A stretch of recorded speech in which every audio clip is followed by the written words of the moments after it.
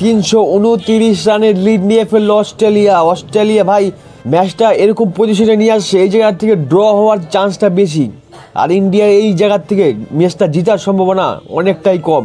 9 উইকেটের পরে লাস্ট মানে পার্টনারশিপ জড়িটা ভাই 60 রান করে ফেললো, আর এই জায়গায় ইন্ডিয়া ভাই দেখতে আসে আউটই করতে পারলো না, আউটই হচ্ছে না। আপনার জাসপ্রীত বুমরা নো বলে আউট করে দিল, নো বলটা কিসের জন্য হইলো ওটা বুঝতেছি না আমি।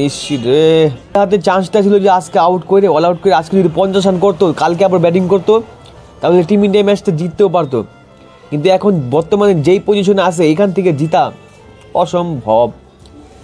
আর ভাল লাগতেছে না গাইস, ইন্ডিয়া ভাই কোথাও দিকে একটা ম্যাচ জিততে পারতেছে না কেন?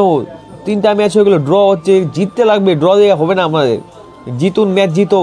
আপনার জাসপ্রীত বুমরা 4টা উইকেট নিয়ে নিছে, এই জায়গায় একটা ভালো প্রদর্শন।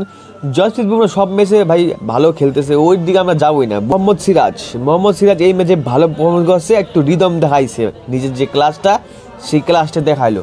3টা উইকেট পাইছে, একদম টপ ক্লাস উইকেট ফাটাই দিছে।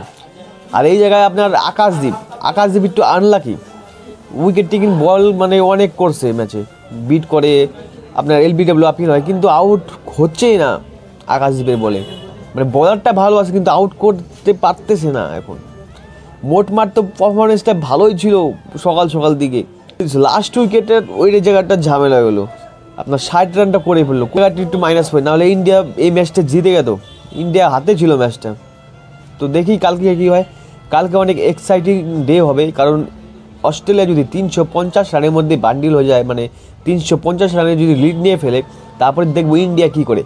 ইন্ডিয়ার মনে করেন আপনার 30 ওভার শেষ, আপনার 200 মনে করেন 180 190 রান, তারপরে আপনার 20 ওভারে যদি 150 রানের মতন লাগে, তাহলে কি T20 খেলবে? এটাই দেখার পারা। কালকে অনেক একটা ইন্টারেস্টিং ডে হবে, তো আমি অপেক্ষা করছি কালকের জন্য। দেখা হচ্ছে কাল।